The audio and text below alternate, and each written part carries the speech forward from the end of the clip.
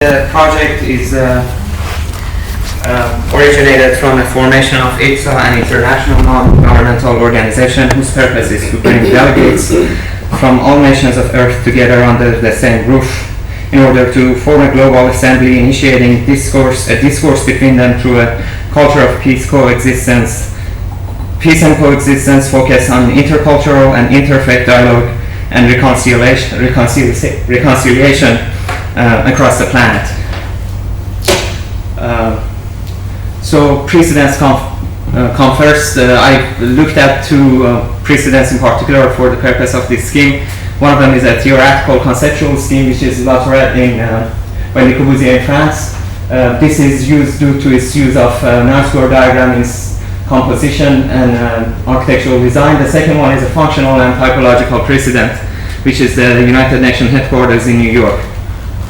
The site is Jerusalem. I have chosen Jerusalem because of its unparalleled spiritual significance that it has. It has been the center of spiritual activity for over 3 millennia.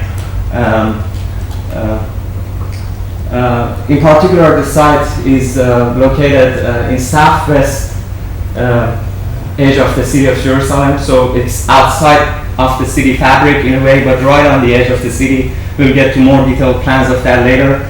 It also is situated on a 45 degrees axis from the Temple Mount, old city of Jerusalem, the heart of the longest continuously inhabited part of the city as well. So the scheme is based on, it has consists of two main components. Firstly, the use of a non-square diagram, an expansion of non-square diagram, which my site ended up being 81 by 81 meters, and also use of four elements of nature, which Plato refers to in his treatise on the structure of cosmos.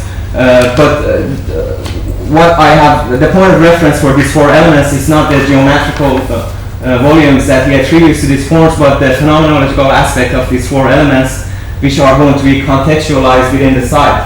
That is, element of fire is designated to south because that's where you get the light in northern hemisphere.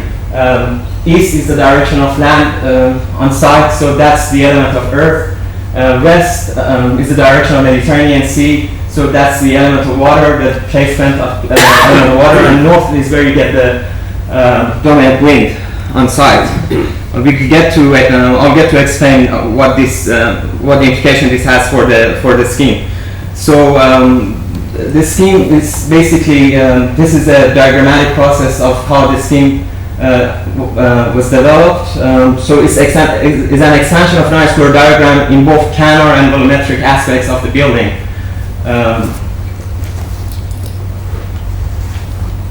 This is the placement of the relation of the site with regards to the Temple Mount on a 45 degrees axis, and there's this gentle slope. There are two mini valleys, Rocafort and Rafaquim here. That's where the site is placed. Some context around the site, contextual conditions around the site. The nearest axis, which I'll get to the next slide, is here. Where a suburb ends. So as you can see, this is the edge of the city fabric ends. So this is kind of an open field place site for this scheme.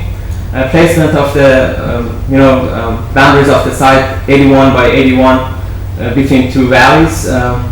We get to the ground floor plan and I start explaining the programmatic components of the scheme.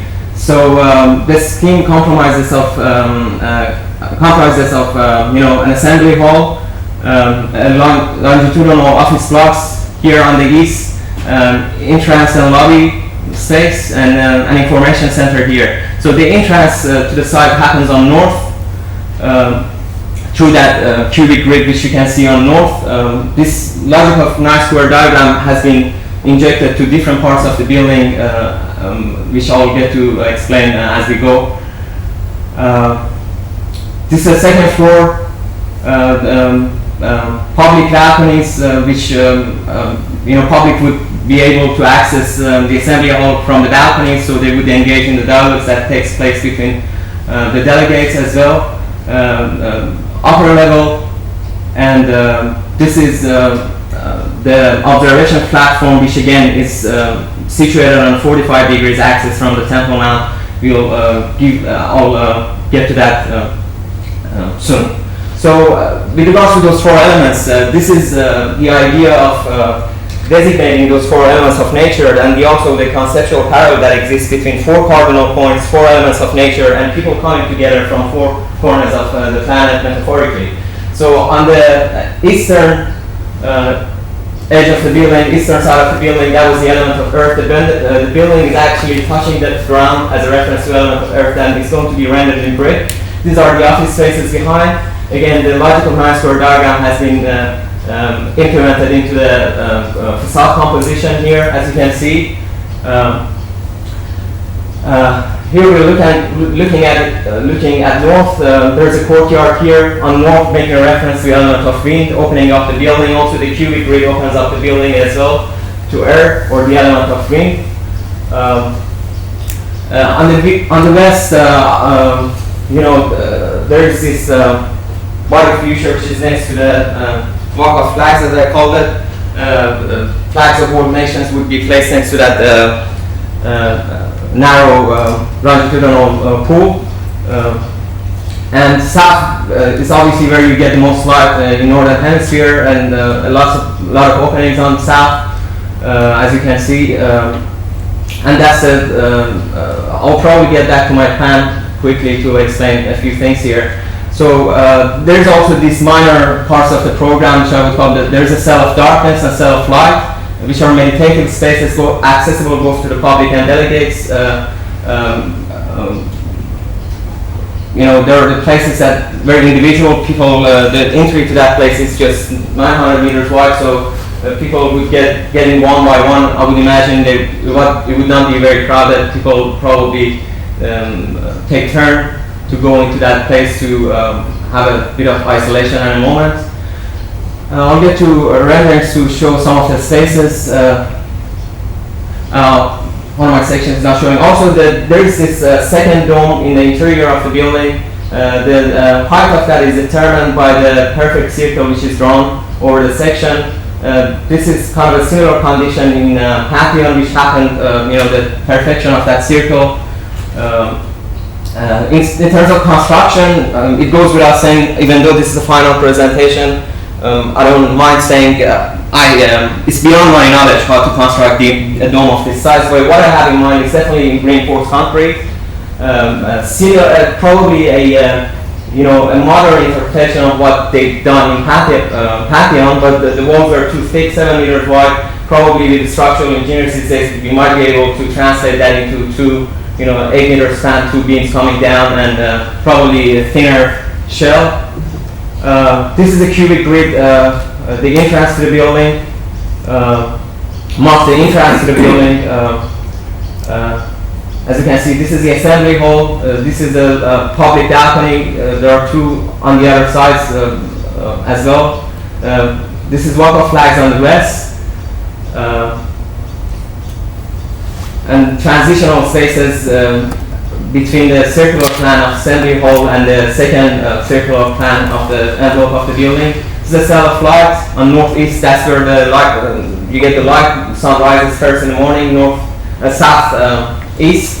That's where it's placed. Also, there's this vertical slit that is cut through the cylinder to get the light in, to get a razor sharp cut of light into the cell of light. There are also some minor spaces, other moments in the building which are seemingly unimportant. This is, for instance, the corridor on the office blocks. But as you can see, the windows are placed in such places that you would get this kind of views. You see the cubic grid, you see the flags behind the building, and this is again another view from north. And this is the observation platform, which accessible to both public and the delegates, again situated on a 45 degrees axis, looking towards the city of old city of Jerusalem and Temple Mount in particular. If we get to the plans, I can. Just One of my because of sections time. is missing. I'm sorry, I apologize.